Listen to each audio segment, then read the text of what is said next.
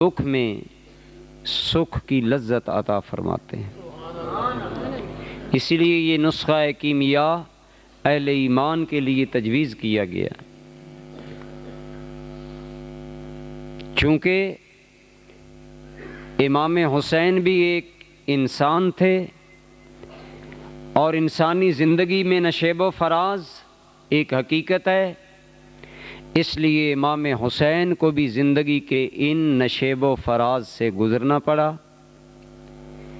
ان حالات سے گزرنا پڑا، ان کیفیات سے گزرنا پڑا۔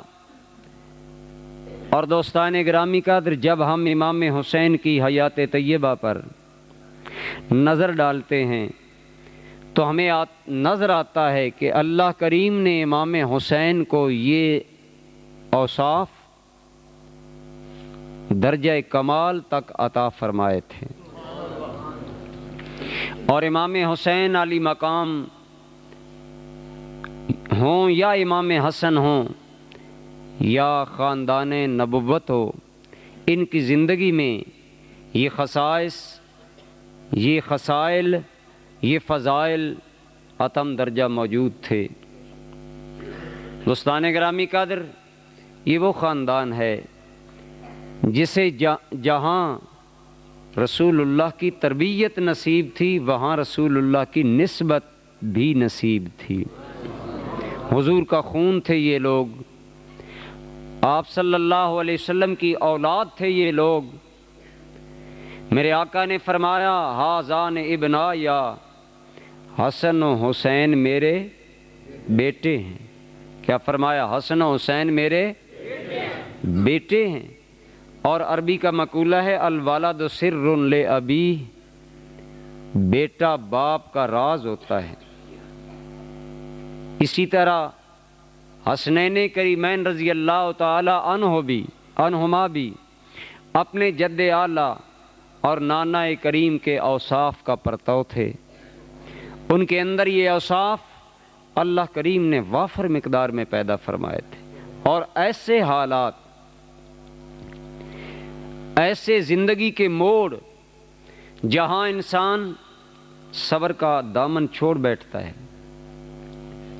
آج اگر ہم اپنی ذاتی زندگی میں نظر دوڑائیں تو ہمیں بہت سی پریشانیوں سے سامنا ہے۔ آج ہمارے معاشرے میں پائی جانے والی بے چینی، بے قراری اور پریشانیوں کا کافی حد تک سبب یہ ہے کہ ہم لوگ اپنے ذاتی معاملات میں صبر، حلم، برداشت، درگزر اور اللہ کی یاد کو اہمیت نہیں دیتے، اس لیے یہ مسائل ہیں۔ تو برادران ذی قدر، امام علی مقام رضی اللہ تعالی عنہ کی شان، شہادت کے ساتھ ساتھ یہ بات بھی ہمیں مد نظر رکھنی چاہیے کہ امام علی مقام کی زندگی کے ان روشن اوصاف کو ہمیں اپنانا چاہیے۔ ان دونوں کو اللہ کریم نے اعلیٰ اوصاف سے نوازا تھا، اور صبر اور نماز اہل بیت کے گھرانے میں بدرجہ اتم پائی جاتی تھی۔ امام ہمام امام علی مقام رضی اللہ تعالی عنہ کی شہادت اور آپ کی یہ مصیبت صرف آپ کی آزمائش نہیں تھی، بلکہ آپ کے پورے خاندان کے لیے ایک آزمائش تھی۔ ابھی امام ہمام بچپن میں ہیں کہ سرکار کی زبان نبوت سے امام حسین کی شہادت کا اعلان ہو گیا۔ آپ کے اس طرح قتل ہونے کی خبر پھیل گئی۔ یہ خبر اہل بیت کے تمام افراد کے علم میں تھی۔ صحابہ کرام فرماتے ہیں، ہمیں بھی علم تھا کہ امام حسین کے یہ قتل کی خبر عام پھیلی ہے اور رسول اللہ صلی اللہ علیہ وسلم سے پھیلی ہے۔ لہٰذا اس کے باوجود ان احباب نے کبھی، اب غور فرمائیں، ایک آدمی جانتا ہو کہ میرے بیٹے کے ساتھ یہ ہوگا تو اس پر بے چینی کا کیا عالم ہوتا ہے۔ اگر نانا کو علم ہو کہ میرے نواسے کے ساتھ یہ ہوگا، اور نانا کو تو وحی کے ذریعے علم تھا اور حق الیقین تھا، کوئی شک و شبہ نہیں تھا۔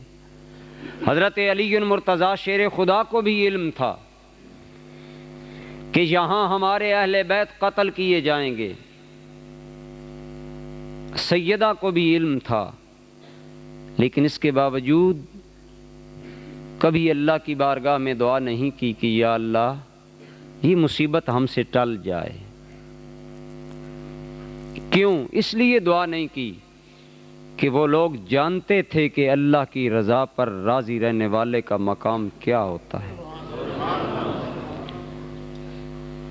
برادران ذی قدر، امام الانبیاء صلی اللہ تعالی علیہ وسلم نے کبھی یہ دعا نہیں مانگی کہ اے رب العالمین میرے نواسے پر یہ مشکل وقت نہ آئے۔